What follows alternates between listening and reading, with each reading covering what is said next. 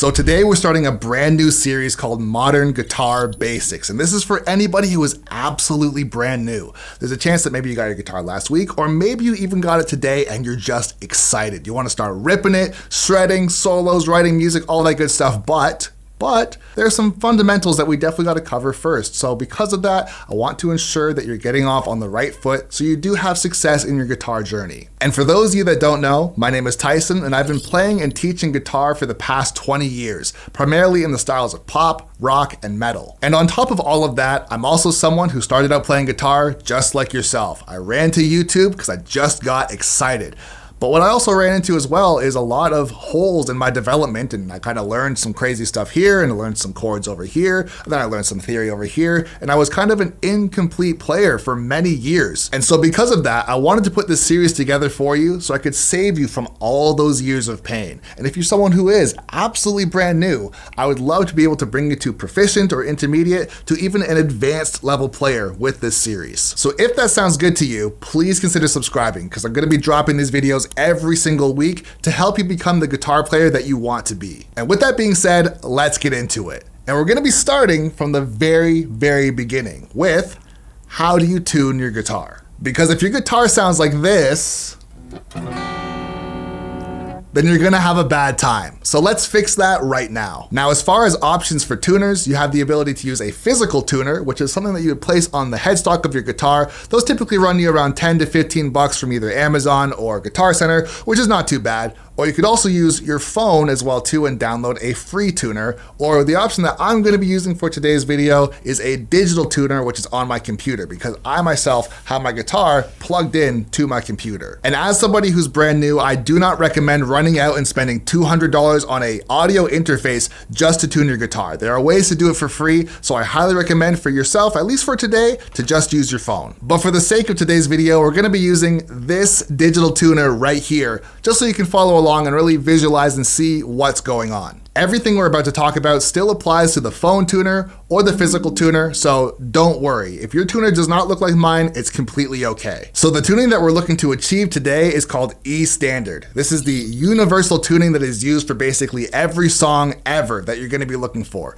Yes, there are different types of tunings and extended range guitars, but that's a topic for another day. And so when the strings are in tune, they should read from the lowest string to the highest string, E, A, D, G, B, E, in that order. If we have that on our tuner, then we are in fact in E standard tuning. So when we first start tuning our guitar, we want to keep it in playing position. So what I mean by that is if we're going to be playing with a guitar upright like this, we do not want to tune it when it's on its back like this, because the sheer force of the neck pulling against the strings, if we try to get it in tune while it's on its back like this, as soon as we go to the upright position, everything is going to go flat. So instead, tune with your guitar straight, not on its back. And I know even for myself, this is something that I did because I didn't know what I was doing at the time, so I wanted to be able to see. So I played with my guitar kind of back like this, and so I would also tune like this. And if I ever stood up and played, it sounded horrible because everything was flat. So make sure you're playing upright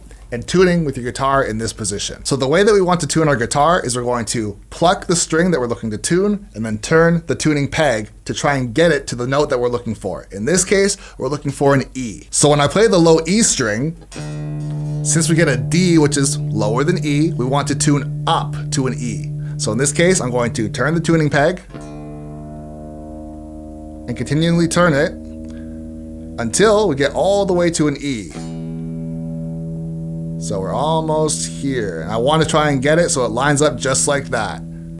So something else you might have noticed is that if you pluck the string kind of hard, there's a chance that you're going to go a little bit out of tune or a bit sharp and then relax into tune. And this is unfortunately because guitars are imperfect instruments. You can never get 1000% consistency on your strings. You can only get quite close or as close as possible. So my suggestion is that you want to tune based on how you actually play. So you don't want to tune so lightly that now this is in tune, but then when I go to play, I'm way sharp.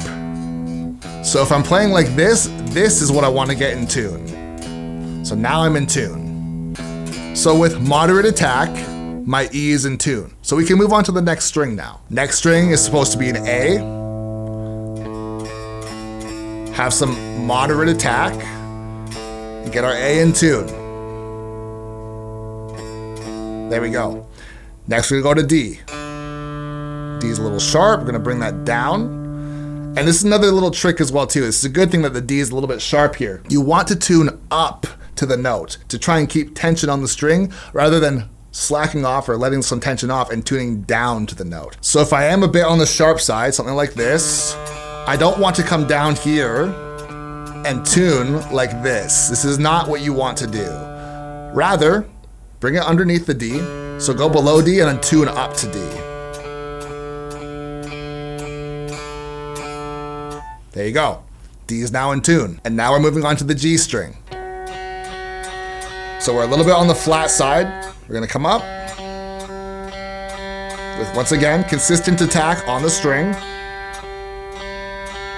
And now we're gonna have our G in tune. Now with the B string, you're not gonna notice this while tuning in this fashion, but it's actually tuned a little bit differently compared to the rest of the strings. And we're gonna talk about that in the future. But for right now, we want this to be a B. We're on the flat side once again. Tuning up.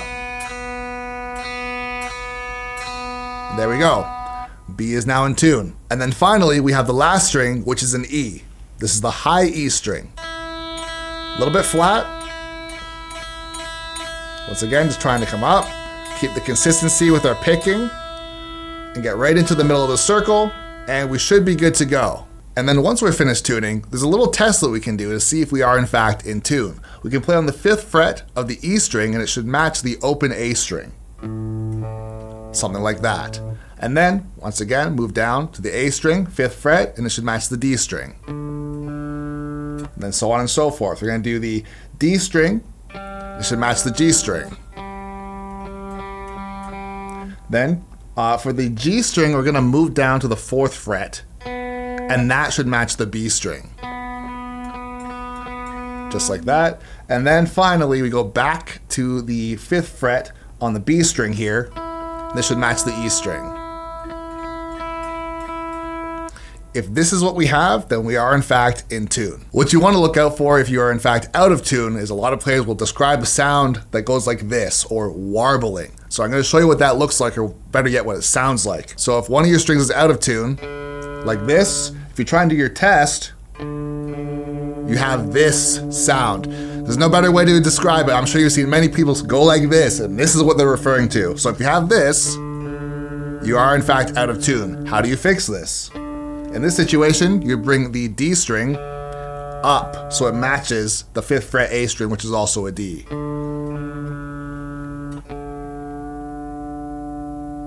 Just like this. Try it again.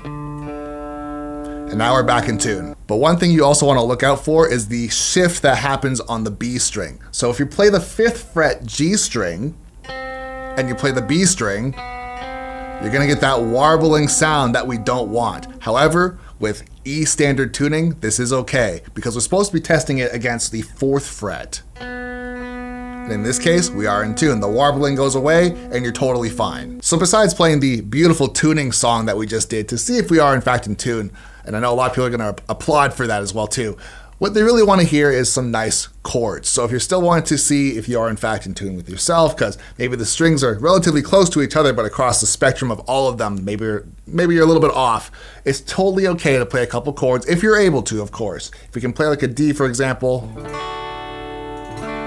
D sounds pretty good. You can try an E. We'll try a C. Let's see how C sounds.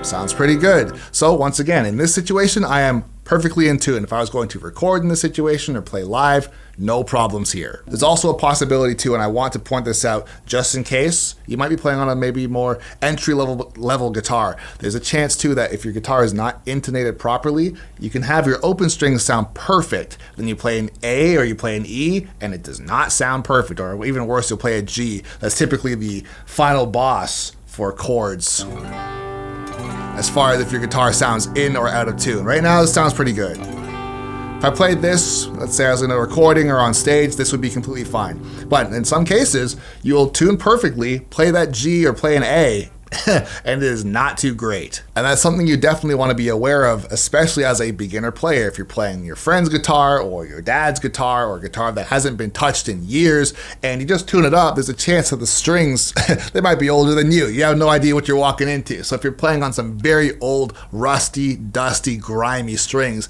and you tune it up nicely, there's a chance there's not a whole lot you can really do to make it sound nice. So you might have to replace the strings as well too. And with that, we officially know how to tune our guitar. And in the next video, we're gonna be talking about how to hold the pick properly so we can really get rocking. And also we're gonna introduce you to your very first power chord. And depending on when you watch this video, the next video in the series should be right here.